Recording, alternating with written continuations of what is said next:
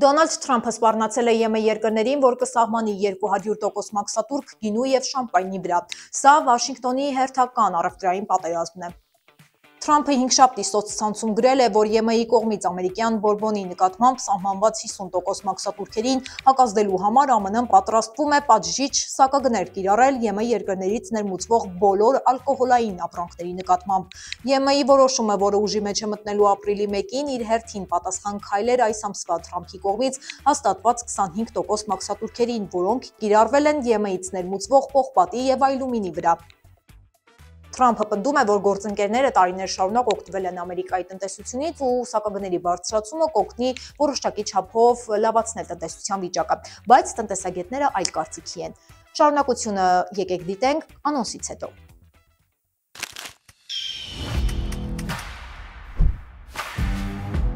Շարունակվում են ծննդավայրով քաղաքացիություն ստանալու սահմանափակումների վերաբերյալ դատական գործընթացները։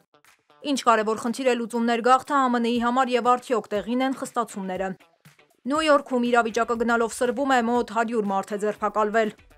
Հզոր տեղումները Հարավային Կալիֆոռնիայում և դրանց հետևանքները ջրհեղեղ, սողանքներ և անգամ տորնադո է առաջացրել։ Այսօր կխոսենք նաև Լոս Անջելեսի օդի որակի մասին։ ՆԱՍԱ-ի լաբորատորիաները նույնպես ներգրավված են գնահատման գործընթացին։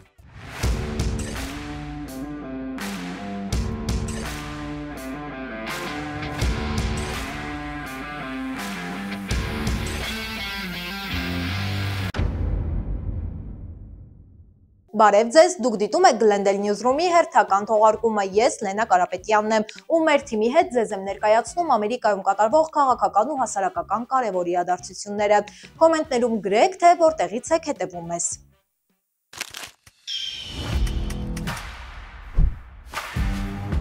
Վերադառնանք մաքսատուրքերի թեմային, ԱՄՆ-ի կողմից սահմանված սակագները Կանադայի, Չինաստանի, Մեքսիկայի, ինչպես նաև արդեն ԵՄ երկրների նկատմամբ ու դրանց պատասխան քայլերը կարող են վտանգել Ամերիկայի տնտեսությանը, ընդհուպ տանել մինչև անկման։ Թրամփը ընդունել է, որ անցումային շրջան կարող է լինել, մինչև բիզնեսները սկսեն արտադրություն ավելացնել երկրի ներսում։ Սպիտակ տունը մինչև այժմ անտեսել է ներդրողների մտահոգությունները, չնայած Թրամփի հայտարարություններից հետո ֆոնդային շուկան զգալի անկում է ապրել, չեղարկելով բոլոր ձեռքբերումները, որոնք գրանցվել էին նրա երկրորդ ժամկետի ընտրությունից հետո։ Չնայած նրան, որ հենց ինքն է սկսել առևտրային պատերազմը, Թրամփը զայրացած է ԵՄ-ի պատասխան քայլերից։ Եթե այս սակագինը անմիջապես չհանվի, ԱՄՆ-ն կսահմանի 200% սակագին Ֆրանսիայից և ԵՄ մյուս երկրներից ներմուծվող գինու, շամպայնի և ալկոհոլային ապրանքների վրա։ Սա հրաշալի հնարավորություն է ամերիկյան գինեգործության համար։ ԱՄՆ-ն ազատ առևտուր չունի, մենք ունենք անխելք առևտուր, ամբողջ աշխարհը մեզ թալանում է, գրել է նա։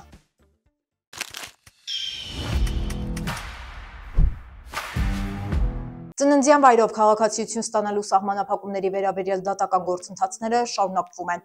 ԱՄՆ Գերագույն դատարանի ներկայացվել է Թրամփի վարչակազմի դիմումը, որը պահանջում է թույլատրել սահմանափակումների մասնակի ուժի մեջ մտնելը, մինչև դատարանը վերջնական որոշում կայացնի։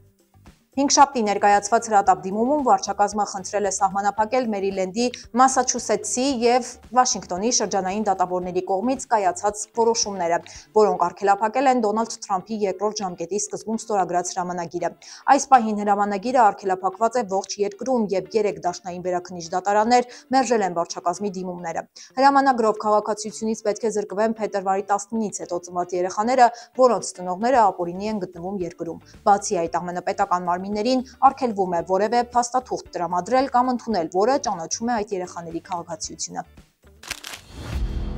Բոլորս գիտենք, որ ներգաղթը Ամերիկայում լուծում է մեծ խնդիրներ։ Անդրադառնանք այն փաստին, որ ներգաղթն է դարձել Ամերիկայի մեծ քաղաքներում բնակչության աճի գլխավոր ցուցիչը։ 2024 թվականին ներգաղթը դարձավ ԱՄՆ բնակչության ընդհանուր աճի հիմնական շարժիչ ուժը, ապահովելով երկրի բնակչության աճի ամենաբարձր ցուցանիշը վերջին 23 տարում։ Արդյունքում ԱՄՆ-ի բնակչությունը գերազանցել է 340 միլիոնը։ ԱՄՆ-ի բնակչության աճի հիմնական գործոնը երկար տարիներ եղել է ծնելիության բարձր մակարդակը, սակայն վերջին 4 տարիներին ներգաղթը դարձել է աճի հիմնական աղբյուրը։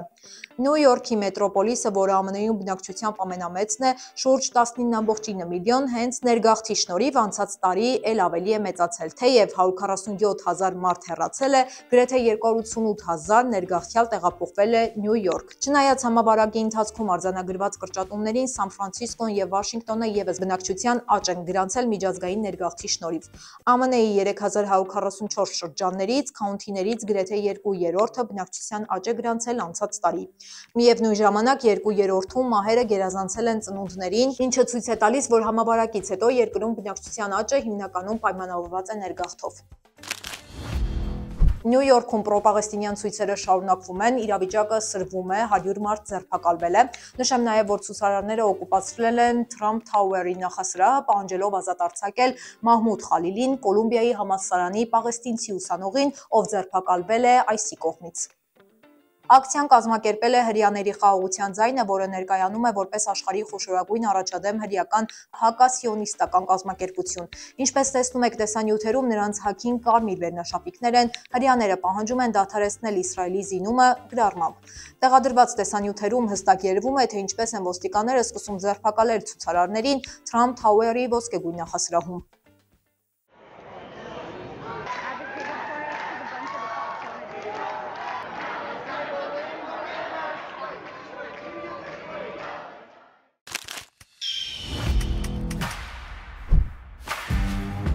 Այժմ Կալիֆոռնիա հորդառատ անձրևները հարավային Կալիֆոռնիայում դարձել են սողանքների, տորնադոների պատճառ։ Նշեմ նաև, որ բազմաթիվ մեքենաներ ու տներ են վնասվել։ Թողարկման վերջում անպայման կներկայացնենք հարավային Կալիֆոռնիայում տեղի ունեցած տորնադոն։ Իսկ մինչև այդ ձեր ուշադրությանն ենք ներկայացնում կադրեր, որում երևում է Օրինջ Քաունթիի հրշեջ փրկարարների կողմից ջրհեղեղից և վարարումներից տուժած վարորդի փրկարարական աշխատանքի գործողությունները։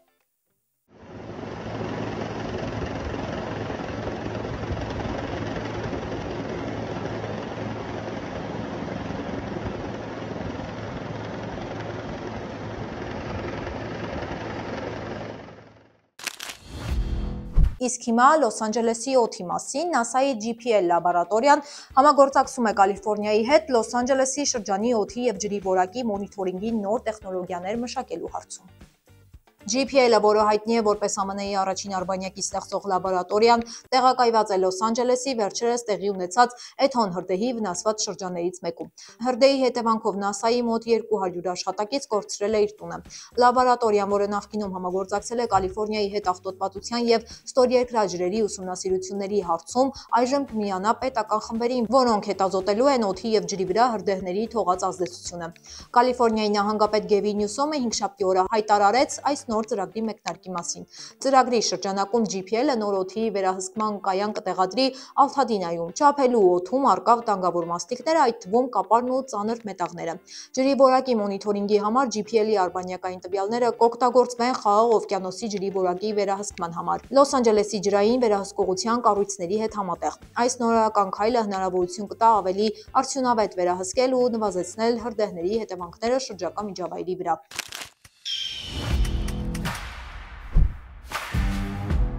Սիրելի հետևորդներ, մինչև Ամերիկայի արտաքին քաղաքականության մասին խոսելը, եկեք տեսնենք, թե ինչ է հրապարակված մեր Facebook-յան էջում։ Դենվերի միջազգային օդանավակայանում ինքնաթիռի հրդեհվելու պատճառով ամերիկյան Airlines ավիաընկերության ուղևորները տարհանվել են։ Տեսագրություններում երևում է, թե ինչպես է ծուղ բարձրանում օդանավից և թե ինչպես են ուղևորները ինքնաթիռի թևի վրայով էվակուացվում։ Օդանավակայանի ներկայացուցիչները հայտնել են, որ հրդեհը հաջողվել է մարել, զոհեր, վիրավորներ չկան։ Հրդեհի պատճառը դեռ հայտնի չէ։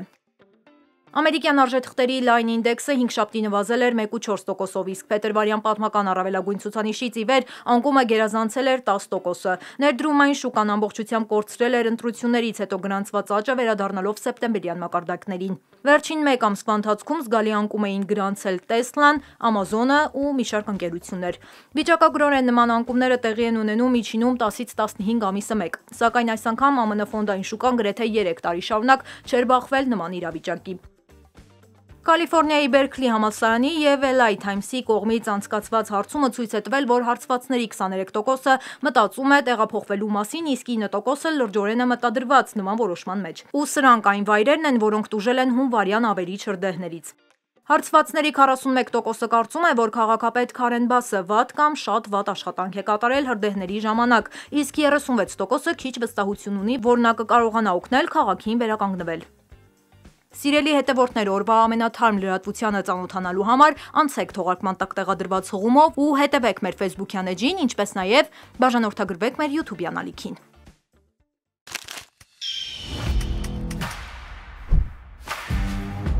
Նախագահ Թրամփը հայտարարել է, որ ՆԱՏՕ-ն կարող է միանալ Գրենլանդիան ԱՄՆ-ին միացնելու գործում, բայց մինչև այդ եկեք հասկանանք, թե ինչպես այս ամենը հասավ ՆԱՏՕ։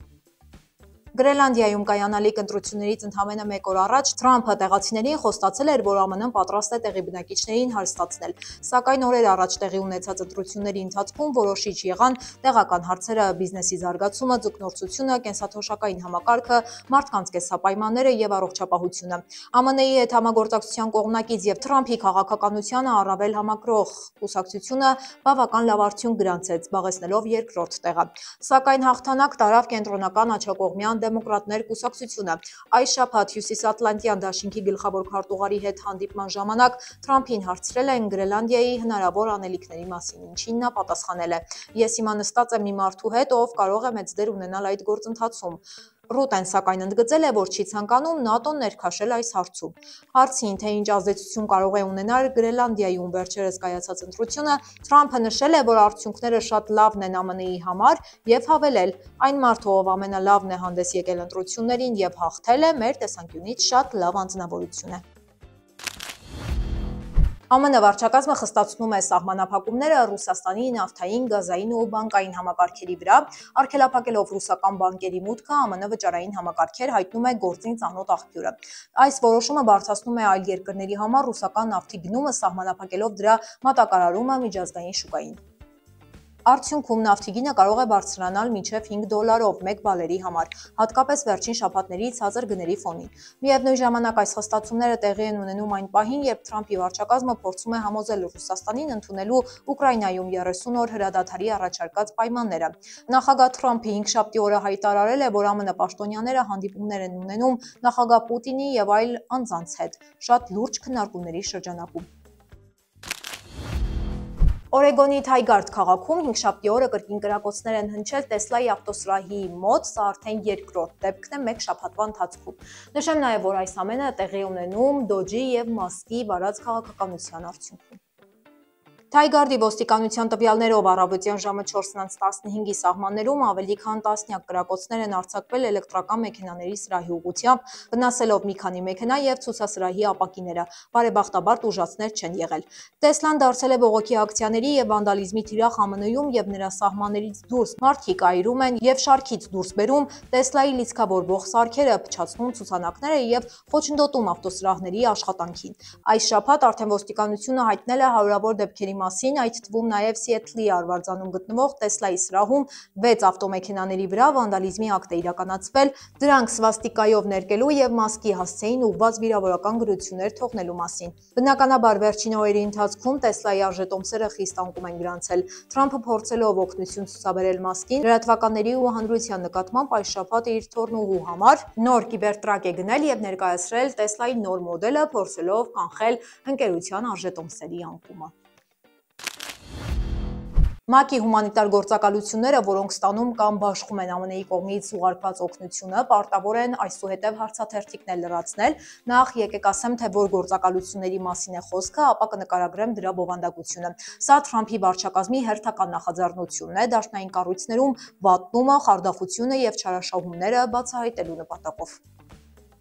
Պետքարտուղար Մարկո Ռուբիոն նշել է, որ վարչակազմը կրճատել է ԱՄՆ-ի կողմից օտար երկրներին աջակցող ծրագրերը շուրջ 83%-ով։ Հարցաթերթիկում ընդգրկված է մի շարք ուղղություններ, այդ թվում արդյոք այն ծրագիրը, որը պետք է օգտագործի ամերիկյան ֆինանսավորումը, չի նպաստում բազմազանությանը, հավասարությանը եւ ընդգրկման սկզբունքների տարածմանը։ Արդյոք ծրագրում ներգրաված չէ կլիմայական կամ ճակերտավոր էկոլոգիական արդարադատությունը։ Արդյոք կազմակերպությունը աջակցում է խոսքի ազատությանը, ինչպես նաեւ արդյոք ծրագիրը չի համագործակցում կոմունիստական, սոցիալական կամ այլ տոտալիտար կուսակցությունների, ինչպես նաև հակաամերիկյան հայացքներ ունեցող որևէ կառույցի հետ։ Հարցերի թվում են, որքանով է այս ծրագիրը կանխում ԱՄՆ-ում ապօրինի ներգաղթը եւ որքանով է այն օգնում Չինաստանի ազդեցությանը հակազդելու գործում։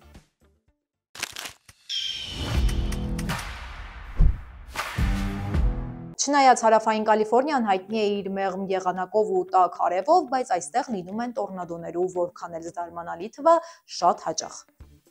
Չնայած հազվադեպ, սակայն վերջին տարիներին հարավային Կալիֆոռնիայում տորնադոներ գրանցվել են։ Վերջին 2 տարում Լոս Անջելեսի եւ Վենտուրա շրջանում առնվազն 6 տորնադո է ձևավորվել։ Հիմա հասկանանք, թե ինչպես է հարավային Կալիֆոռնիայում ձևավորվում տորնադո ու ինչպես են դրանք արտահայտվում, ինչպես նաև ինչպիսի եղանակային պայմաններ են պետք դրա ձևավորման համար։ Հարավային Կալիֆոռնիայում այդ պայմանները կարող են առաջանալ, երբ ուժեղ սառան ճակատը բախվում է Խաղաղ օվկիանոսից եկող տաք օդին։ Այդ բախման հետևանքով օդը սկսում է արագ վեր բարձրանալ։ ԱՄՆ ազգային եղանակային ծառայության համաձայն տորնադոն օդի արագ պտտվող սյունն է, որը ձևավորում է ամպրոպի ընթացքում եւ հասնում գետնին։ Այս մրրկային հոսանքները կարող են տարբեր չափերի ու ուժգնության լինել, երբեմն առաջացնելով լուրջ վնասներ։ Թույլ տորնադոները, որոնց քամու արագությունը հասնում է 100 մղոնի, կարող են շատ քիչ տևել, ընդամենը մի քանի րոպե։ Ուժեղ տորնադոները դրանք 200 մղոն արագությամբ շարժվող տորնադոներն են, իսկ ամենաուժեղը դրանից բարձրն է։ Վերջին շրջանում թերևս նման տորնադոներ հարավային Կալիֆոռնիայում չեն գրանցվել։ Չնայած Կալիֆոռնիայում տորնադոները հիմնականում թույլ են լինում, սակայն անգամ կարճատև պտտահողմերը զգալի վնաս են հասցնում։ 2023 թվականին Մոնտեբելոյում տորնադոն ավերել էր արդյունաբերական գոտին, վնասել շենքեր ու մեքենաներ։ Մեզ հայերիս համար խորթ է տորնադո երևույթը, բայց կարևորը զգոն եւ տեղեկացված լինելն է։ Այնպես որ եթե ձեզ տեղեկացնում են հնարավոր տորնադոյի մասին, անպայման պատրաստվեք ու զգույշ եղեք։ Ամենաանվտանգ վայրը նկուղներն են կամ ստորգետնյա ապաստարանները, իսկ եթե դրանք հասանելի չեն, պետք է տեղափոխվել տան ամենացածր հարկի փոքր սենյակ, որտեղ չկան պատուհաններ։ Պետք է հեռու մնալ ապակիներից, քանի որ բեկորները կարող են քամու ուժգնության հետ միասին վնաս հասցնել։ Ապաստարանի ներսում պետք է ծածկվել ծանր կահույքի կամ հաստ վերմակի տակ։ Եթե մարդը գտնվում է շարժական տան ներսում, անհրաժեշտ է հնարավորինս արագ հեռանալ այդտեղից, քանի որ դրանք առավել խոցելի են։ Իսկ եթե տորնադոն վրա է հասել դրսում, ապա ամենաճիշտ տարբերակը մեքենայի մեջ մնալն է, ամրացնել գոտին ու ծածկել գլուխը։ Չնայած հարավային Կալիֆոռնիայում տորնադոներ հազվադեպ են լինում, բայց դա չի նշանակում, որ ընդհանրապես չեն լինում։ Վերջին հրդեհները ապացույցն են, որ եղանակային պայմաններն ու անոմալիաները կանխատեսելի չեն, այնպես որ զգոն եղեք, զգույշ եւ ուշադիր։